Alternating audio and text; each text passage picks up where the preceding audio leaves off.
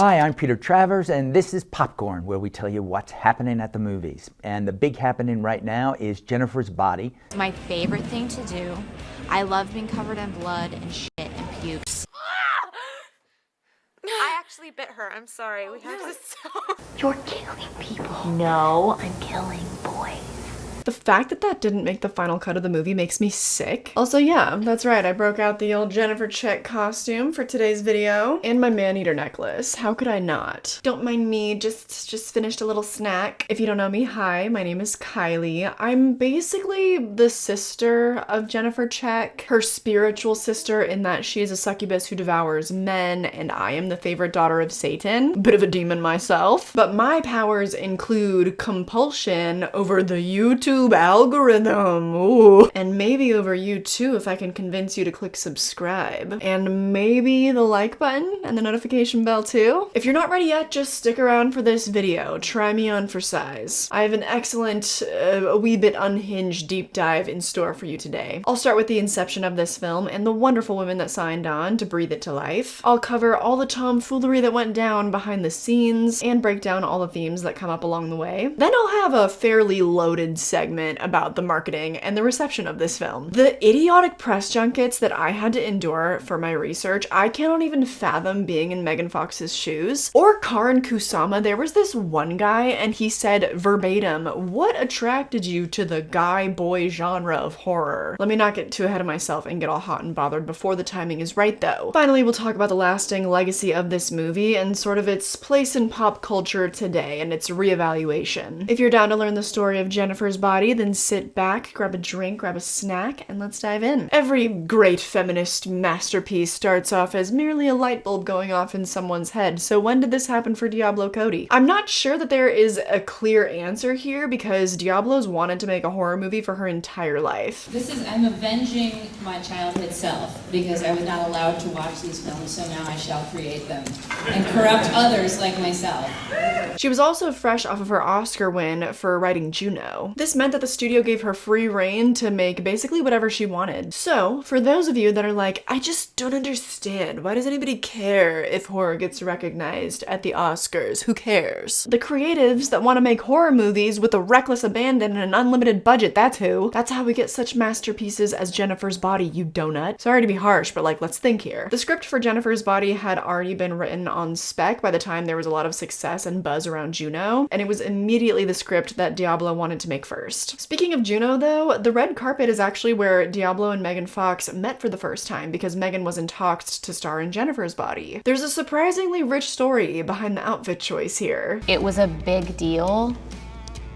So everyone wanted me to look a certain way. Everyone wanted me to look like a movie star so that like I could land this role. I had a real problem with authority when I was young, and I resent people trying to tell me how to look or act or speak or any of those things. I'm much better about it now, but at this point, if you tried to push me in a certain direction, I would go the opposite way. So while I was probably supposed to show up in like some beautiful kind of dress or fully coordinated outfit, instead I showed up in an old vintage Motley Crue t-shirt and some weird-ass belt from Kitson. Woman after my own heart, truly. Megan, as we all know, was the only choice for this role, and in my research, that was confirmed. No one else was ever really in question when they were talking about who they wanted in the movie. Megan was also dying to work on something that Diablo had written, so it was a no-brainer for her to sign on. Also because she'd never gotten to play a complex character like Jennifer before. She said that at the time, most of the scripts that she were getting were super low caliber, and most of her roles involved being dressed in a bikini. So she was turning all of those down and was really excited when Jennifer's Body came along. It turns out that they read a lot of people for Needy though, one of them being Emma Stone, who just won her second Oscar, but the role went to Amanda Seyfried, who was also perfect for her role. She also wanted to work on a Diablo Cody script, but what attracted her most to this project was the range that Needy has. She went from quiet lesbian gay pushover to powerful butch killer. In a retrospective interview, she says that Jennifer's Body is still the favorite movie that she's ever made, and she also revealed something pretty interesting about her contract. No, I think Megan and I also kissed really well together. We have similar kissing styles and I think it worked. She's a girl and it was awkward, but we got it done for the masses, and the masses didn't show up. The makeout scene was in our contract before we shot the movie. It says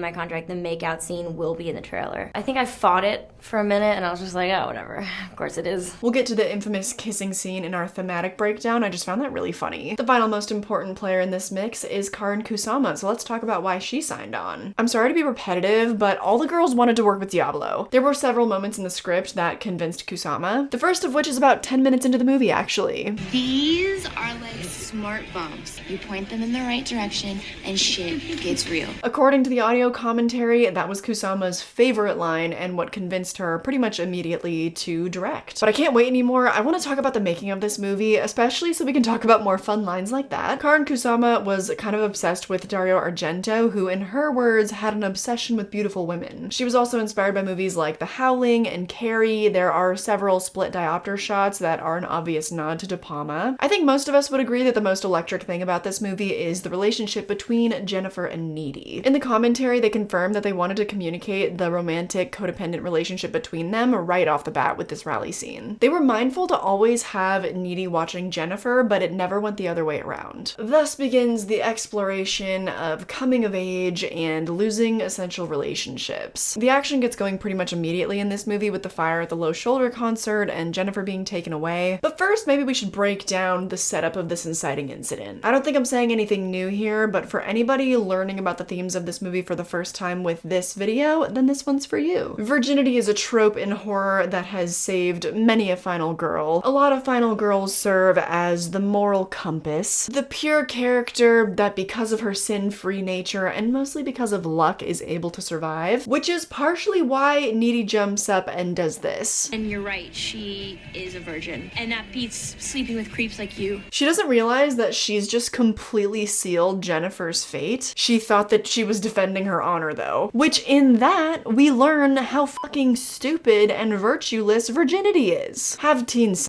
kids. The fact that Jennifer was not a virgin is what ended up actually saving her, but I'm kind of getting a little bit ahead of myself. The dialogue that hits me the hardest about this interaction is the assumptions that the band makes, like, oh, it's always the hottest ones that never actually put out. Tell me you don't get laid without telling me you don't get laid. Like, where did that idea come from? That's pure male delusion right there. Men see a woman and they just project all these weird ideas onto her. It happens in my comment section every day, especially if she is someone that they would like to see naked. These are concepts that are so applicable to Megan Fox's life, but up to this point, she had not been able to explore them yet. That's the total opposite world that I was coming from. I was coming from man land with bombs and shit.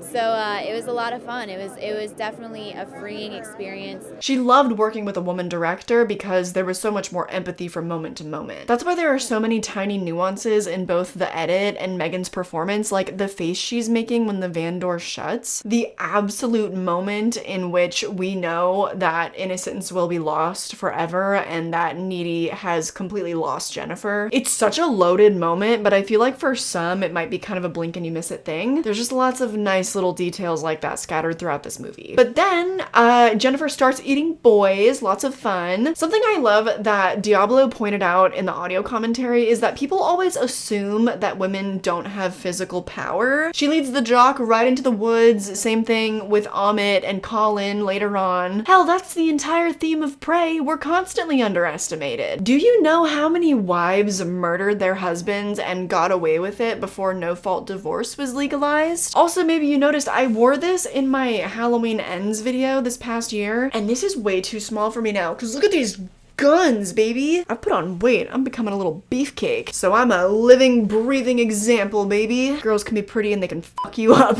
Anyway, there's a fun little tidbit amidst all of this chaos, and it has to do with Needy's ferret. In the commentary, Diablo revealed that Eli Roth told her to get the ferret out of the script, and she said no, it's the specter of masculinity. To which he responded, that's dumb, and in retaliation, she named the ferret Spectre. Want some bologna, Spectre? First of all, Eli Roth jump scare, gross. Second of all, there are so many weird out-of-pocket metaphors in this movie. Like Needy's prom dress was described as looking like an afterbirth in the script. When Jennifer gets stabbed in the commentary, Diablo is like, and now she has a new vagina. I didn't realize that I needed to be reading into everything as a reproductive metaphor. I gotta lock in a little bit harder on my next viewing. But I should have known because one of their biggest intentions was playing around the fact that there's like this weird anxiety and fear about women being sexual beings. Jennifer is both sexually confident and sexually curious, something that I feel like in 2009 audiences were not ready for. They didn't have WAP back then. I want you to touch that little dangly thing that's swinging the back of my throat. It's not sanitized at all in this movie. She talks about getting wetties. She comes on to like every man before she kills them. There's definitely an anxiety around that though. Men don't like to think that women have independent desires. They like to think of women as objects of desire. This is why you could sort of consider this a horror movie, but why it is purely a dark comedy for the girls, gays, and theys. I don't think that it would have been had Megan not thrown herself so earnestly into this role. In general, I'm a much more vulnerable person than people realize and understand, and I'm very permeable, and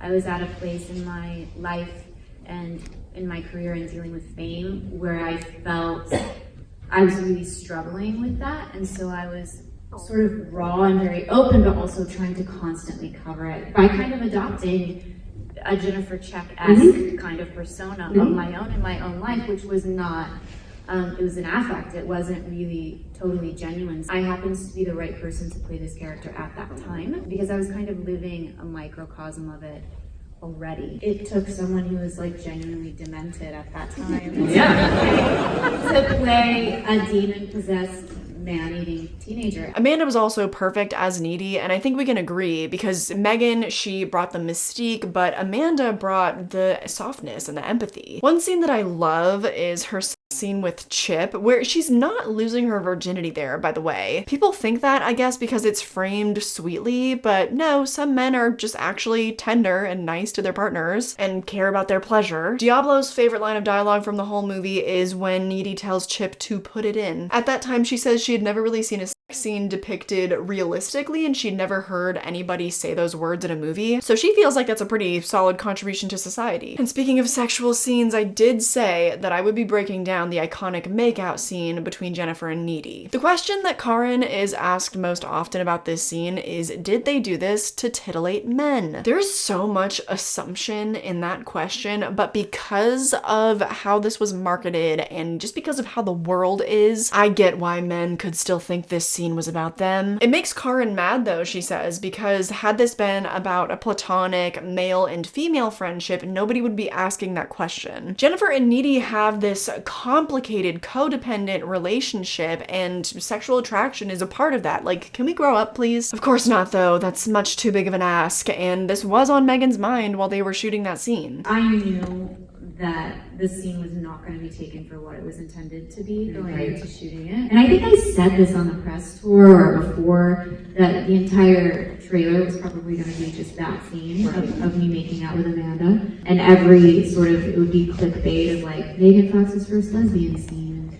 And so I think it made it hard to experience it the way I would have wanted to, because I was so preoccupied with what is this really going to be turned into, which of course it was. I don't know if you guys remember the Megan Foxification of the early 2000s, but the boys at my elementary school thirsted after her. The media was also obsessed with her, and I don't know why, because she like never did anything scandalous, besides comparing Michael Bay to Hitler, but that's neither here nor there. The commodification of her body is something that I think we just continually need to be having serious discussions about. The way that Jennifer's body reflected her own life at the time is alarming and tragic. When I was doing that sacrifice scene, there were of course other things that I could pull from my childhood and past, but that scene represented my relationship with the movie studios at the time and with studio executives and directors and just Hollywood in general, because I almost on a daily basis felt like I was being sacrificed for their gain, with almost no concern for my physical well-being. Fuck your mental or emotional well-being. That never is a question when you're a woman in Hollywood. Yeah. In the sacrifice scene, you'll remember her emotions are so raw. It feels especially vile because while she's begging for her life, they're all just laughing. At one point, Nikolai even starts singing. Everyone just kept singing and laughing at you. Then to like hear the Kavanaugh hearings and hear Christine Blasey Ford say, all I can remember is all these guys just laughing at me. I mean, I'm getting chills just thinking about what it means for women to routinely feel like their humanity doesn't matter. This scene is a little bit too real for anybody that's had their agency taken away by somebody else. A tragic reality for pretty much every woman who has experienced sexual violence on some level. Ask any woman you know, literally any woman you know, there will be stories ranging from losers telling us to smile in public to scenes not unlike what we see in Jennifer's Body. It was an upsetting scene for everybody to film, not just emotionally, but also because they were shooting out in Vancouver in the middle of winter. Kusama also had a 1-year-old child at the time, so her husband and her child would come up to visit on weekends. Women, we can do it all. Talk about difficult, but anyway. Onto a more lighthearted subject, there are some pretty funny BTS moments from the iconic pool scene. They catch Johnny picking his nose on camera, they make fun of the AD. There's a lot of fun stuff in these very early 2000s featurettes. You look really handsome right now. Yeah? Yeah. I like how handsome. On a scale of 1 to 10, you look like a 6. And you can just pop the shoes take off. it. Everyone is in such good spirits. It just seems like it was a good vibe on that set. No one liked being wet for 14 hours straight though that day, but the pool was heated, so everyone remained as comfortable as they could be. That's not always the case. Sometimes they won't shell out for a heated pool situation, especially back like, you know, think of Friday the 13th in 1980. They were jumping into a lake in the middle of winter. Absolutely not. Absolutely the hell not. I just love the chaos of this scene because it reminds me of being a teenager. There's so much truth in it. The decisions we make as teenagers are so dramatic. They make no sense, but they feel so life or death. Did anyone else get dumped by their high school sweetheart the first year of college? Yep, I am with you there, brother. And speaking of death, let's talk about the ending. The most important thing to note is these lines here. My dead. No. Your heart.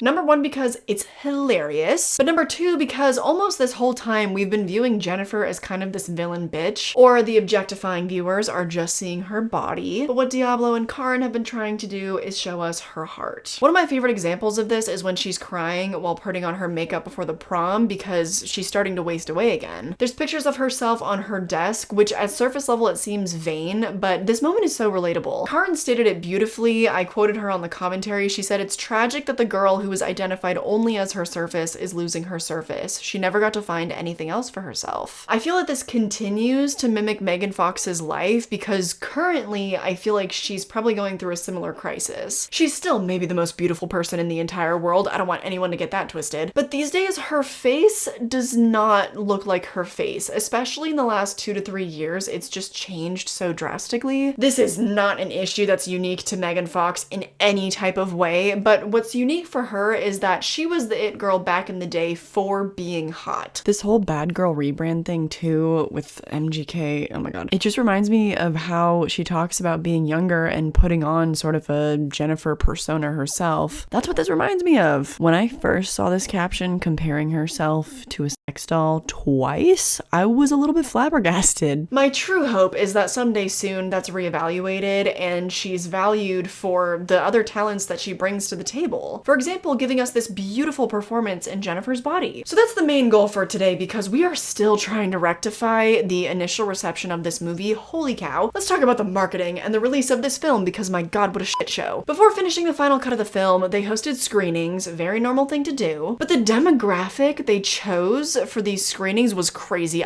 Your jaw's about to be on the floor. They had recruited 2 types of people for the screening, I'm gathering based on the data we received. People who were huge fans of Juno, which is not the same kind of movie, and then many of whom were horrified and said, like, I came here to see a cute movie like Juno and there is murder in this, you know, it was like they were not even prepared to see a horror film. The other part of the audience was guys who wanted to see something very specific from you. What age group were the guys? I mean, if I had to guess, I would say they were 18 to 24. Okay. The coveted, precious white male 18 to 24 demographic was there. I do not recall seeing a lot of girls there. Studio execs, because they are all straight white men, cannot fathom another audience that is not themselves. They cannot fathom not being at the center of something, so even though this was written by a woman, directed by a woman, all about women's relationships, studio was like, but what do frat boys think of it? They said, what would you improve about this film?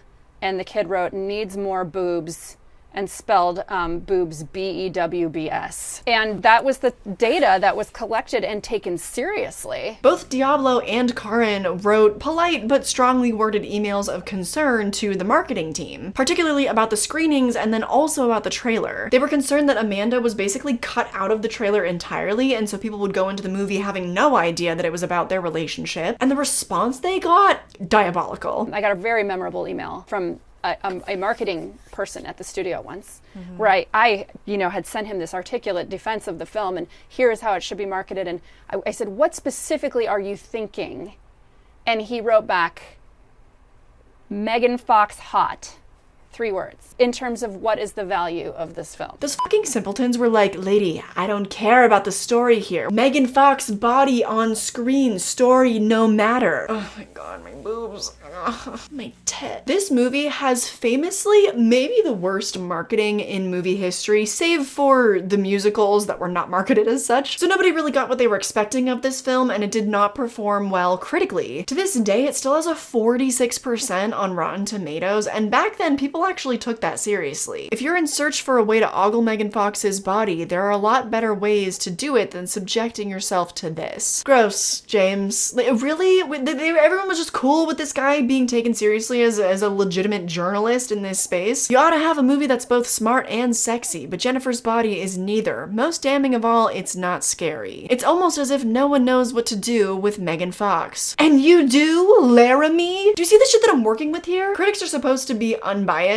and review the work as it was intended. Diablo, Megan, and Karin agree that especially at the time, that's not what they were doing. You could also smell that it was gonna happen from a mile away because the questions that these women got at the press conference, their first press conference, ay Dios mío, stinky boots. Well, I mean, you seem to be a director now who likes to kind of jump around from various genres, so none of your films so far have been the same. What attracted you to the guy-boy genre of horror? I don't know if I would necessarily describe the genre as guy-centric. The stories themselves seem to be told from the male perspective, female perspective, creature perspective. You know, I always thought of horror as being somewhat democratic, but in terms of who was creating it, it was to me a really wonderful opportunity to be able to make a big commercial horror film with a female director and a female writer. But the most interesting thing about it is this is where the kind of masculine-driven horror genre has been taken back by the ladies. Who's gonna tell this guy that horror is intrinsically feminine? Bitch, I'll kill you.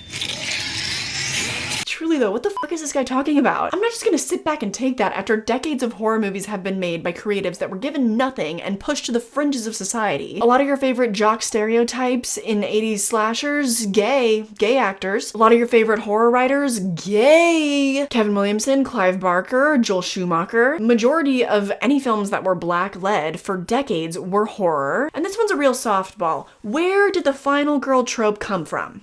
What was the only genre where women were kicking just as much ass as the men? Because it wasn't action. Women love horror today, tomorrow, and most importantly, they loved it yesterday and for decades before that. So for this oaf to sit there, like, so what made you ladies decide to join our genre of the males? Makes me rage. I'm fucking fuming. That wasn't the only headassery that these women were subjected to. Oh my god. At the same TIFF conference, majority of the journalists in the room were men. In my notes, I was so aggressive when I was reacting to their stupid questions. Someone asked one of the male producers on the panel, so did you ever think about directing this? He was like, no, I literally never thought about it. And I said, why would someone even ask that question? Karin Kusama is right there. Let's maybe ask about her direction instead of asking this dude, hey, why didn't you direct this? At another point, somebody asked Adam Brody, how did you prepare for the weird dialogue of this? And Adam Brody was like, I didn't think it was weird, I just thought it was really good writing. And in my notes, I said, what if I killed you? What irritated me most, though, I think this is a given, is just how Megan Fox was treated during the press. So are we ready to rage, boys and girls? Leading up to this clip, Megan and Amanda have been talking about how neither of them really watch horror because there are movies that traumatized each of them as kids. So then this journalist, I guess he was trying to have his own little shining gotcha moment here. I was gonna say, if you're making films that, or you've seen films that scare the heck out of you, how do you feel some responsibility for this film? Because it's gonna scare the hell out of a lot of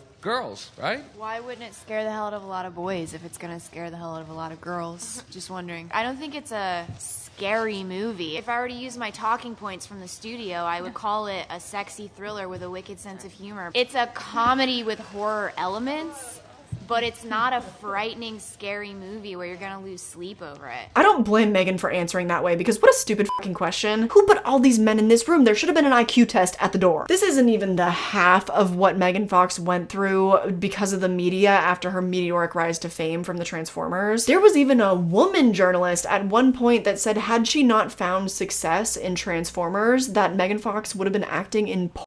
Internalized misogyny is crazy. She is not seeing the pearly gates. Anyway, most of them could tell that this movie was not gonna have much success just because of this initial response. Diablo also said about 10 years after the release that she knew that it wouldn't be successful because she didn't follow any of the conventions of what would be. But on a budget of $16 million, it nearly doubled that in the box office. It made $31.6 million. So while not a flop, the emotional impact of the negative reception was kind of what had everybody down. There was a time when it was painful for me to talk about Jennifer's Body. I was savaged personally. It wasn't just having a professional failure. It was hard, and I had written about it a lot, and I had talked about, I mean, I've actually gone through therapy because of that experience. What's crazy to me is that she felt a lot of heat from other people in the industry, specifically other writers giving her hate on Twitter. That was back when Twitter was a brand new thing. Do you guys remember like Rihanna's old tweets? They were off the wall. This was such a blow though that only a month after the release of Jennifer's Body, Diablo Cody got pregnant and she decided to step away from the public eye. She also decided to drop the Diablo Cody persona. Her real name is Brooke Busey Hunt. So she started going by her given name again and no longer wanted to have this kind of edgy public persona. She also reveals that she's a total needy and that Jennifer was sort of a projection of her insecurity at that time. So Needy and Jennifer represented the two sides of her personality, Jennifer kind of being representative of the Diablo Cody alter ego. Since this time though, thank God, Jennifer's Body has been reclaimed. It is now considered a true classic. At first, Diablo Cody was kind of salty about this because she's like, where were all of you when this movie came out? I was 9 years old. I'm so sorry, Diablo. She does say that it's a lot of people mostly in their 20s that come up to her, and I'm like, we were too young. We couldn't be in the club. 10 years removed from that failure, she has a really positive outlook on it. And it was also a character building experience that made me a better writer. Because I think if everything you do is successful, you become complacent and you start to believe your own hype. Yeah, for me it was, especially at that time in my life, I needed to have the bubble burst. Her name has been in our consciousness again because of the recent release of Lisa Frankenstein. Unfortunately, it seems like that movie has suffered the exact same fate as Jennifer's Body despite it being PG-13. It underperformed at the box office, but it became an instant cult classic. I know that the girlies will find it again someday and it'll become a classic. I'm just glad to see her name in theaters again. Megan Fox has also had somewhat of a comeback after her break after Jennifer's Body. I didn't fully dive into her break because I just feel like that's an entire video on its own. I'm sure that somebody else has broken down the timeline of her career and treatment in the media. She had a great arc on New Girl like 6 or 7 years ago. To me, that was her big comeback, and she even agrees with me that Jennifer Check and her character in New Girl were her two favorite roles. I'm like, yes, do more like that. Karen has also certainly bounced back, but she had a really hard time after the release too. I like to make my work and then move on and not really revisit the experience necessarily for good or for bad, but just because I like to keep moving in my life. And for me, what's really gratifying about people coming back to the film and just watching it here with you guys today, it's being revisited because it's really fucking good. It's really fucking good!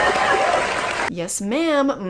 In that interview, she also talked about how director's jail is very real, especially for women, but she is the type to just absorb the failure and move on. She just keeps working. So she headed to the TV scene for several years, and then she returned to the indie space and directed The Invitation in 2015. That movie is phenomenal, by the way. Now she's a creator and executive producer of Yellow Jackets. Fucking good for her. One of the best TV shows of the last decade. I really can't complain about what these women have just continued to give us. But I know that a lot of us are very curious about our favorite cult classic, and in the land of legacies, requels, sequels galore, could it ever come back? A lot of people have stopped me and begged for this movie to be turned into a series or a show or to be reborn somehow. Yes. So I'm assuming you've been asked the same thing, and what do you think about that? So here's what's interesting. Like maybe 5 years ago, I really wanted to try and do Jennifer's Body as a TV series. And there was so little interest that I couldn't even get to the pitch stage. Like, people didn't even want to hear the pitch because they said, why would anyone make a television show about a movie that did not succeed? And I said, have you heard of Buffy the Vampire Slayer? So I said, this would be the exact same thing. At least hear the pitch, and nobody would. Now, all of a sudden, I'm getting calls about it. I feel so